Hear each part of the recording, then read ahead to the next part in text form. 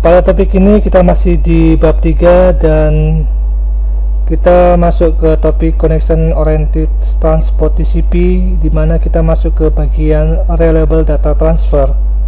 Kita tahu sudah belajar RDT, di mana TCP creates membuat RDT service di atas IP service, dan juga implementasi pipeline cumulative acknowledge TCP menggunakan timer untuk deteksi single transmissions. Dan biasanya ini retransmission ini pengiriman ulang dikarenakan adanya events timeout, kemudian duplicate acknowledge dan sebagainya. Pada kondisi yang simple, mungkin kita bisa mengabaikan duplicate acknowledge atau mengabaikan beberapa flow control dan congestion control untuk melakukan pengukuran yang sederhana. Kalau kita lihat TCP sender di bagian apa yang terjadi sana, misalkan kita datang dari aplikasi, maka application layer itu kirim data ke bagian transport layer, maka di bagian ini adalah create sequence number, itu sesuai dengan urutannya, kemudian start timernya kalau memang belum running, dan kita tentukan expirednya. Expired kita ada perhitungan sebelumnya ya caranya. Nah, timeout itu bisa jadi itu kita kirim segmen lagi dan restart timer. Ketika acknowledge diterima, maka kita cek sebelumnya apakah segmen datanya itu tadi sudah di acknowledge atau tidak. Selanjutnya kita ada update dan kita setting lagi timernya untuk menghidupkan lagi.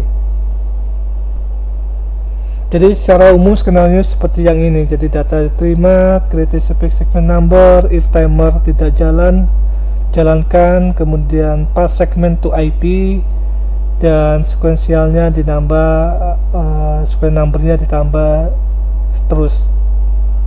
Dan event timeout seperti ini, jadi kirim ulang acknowledge yang tidak terkirim, kemudian start timer dan sebagainya. Kalau misalkan acknowledge yang terima di sini dengan nilai tertentu, maka kita bisa set nilainya yang base-nya itu dan set timernya bagi yang belum dapat acknowledge. Jadi flow-nya cukup sederhana di sini, dan untuk mengubah ini sebenarnya tidak mudah ya, karena posisi di sini sebenarnya di bagian soket daripada sistem operasi. Jadi Anda harus mengubah library-nya di bagian sini.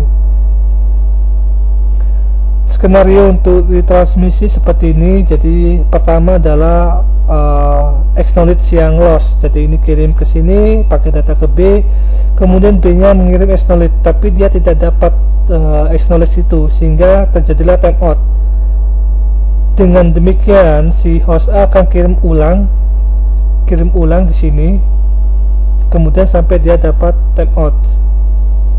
Untuk prematur timeout, dimana timeout itu terlalu cepat ya, dikirim, ini batas timernya di sini, padahal dia belum nyampe, jadi belum nyampe, tapi dia sampai timeout, maka dia kirim ulang lagi. Ini yang berbahaya sekali Anda untuk melakukan prematur timeout ini. Skenario lagi kalau cumulative acknowledge. Jadi kalau misalkan ini dikirim, ini ngirim, tetapi kirimnya itu putus. Ini dikirim, ini dapat, tapi timeoutnya masih ada di sini, sehingga nanti akan dikirim cumulative acknowledge tersebut. Jadi untuk TCP acknowledge generation, Anda bisa cek di RFC 1122, RFC 2581, Anda bisa cek.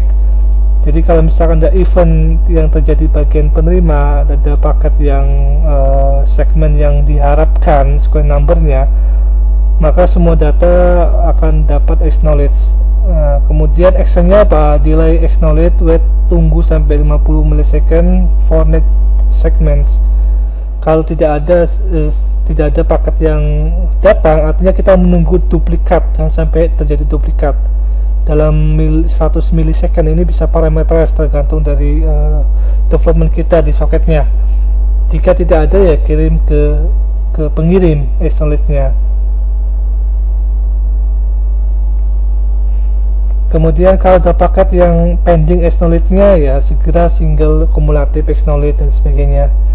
Kalau yang datang paket segmentasinya yang lebih besar dari sebelumnya, artinya itu akan terjadi gap deteksi, maka kita kirim duplicate acknowledge untuk ekspektasi yang diharapkan selanjutnya.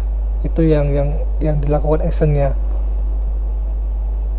Atau kalau misalkan pada paket yang parsial, maka kita bisa kirim acknowledge segera sesuai dengan paket yang dikirim tersebut. Nah, ada lagi yang menggunakan fast retransmit. Jadi yang tadi itu mungkin terlalu lama untuk proses retransmitnya. Nah, di sini ada metode yang gunakan fast retransmit. Jadi kalau misalkan paket dikirim itu katakanlah ada windownya itu ada 5, rupanya paket kedua ini gagal, sehingga paket yang ini cukup kita kirim lagi yang kedua aja, tidak perlu semuanya. Ini yang fast transmit ini yang banyak digunakan saat ini. Jadi kita bisa cek deteksi duplikat yang terjadi. Dan ini algoritmanya untuk fast retransmit algoritmnya. Jadi Anda bisa lihat seperti ini. Oke, itu untuk topik saat ini. Terima kasih.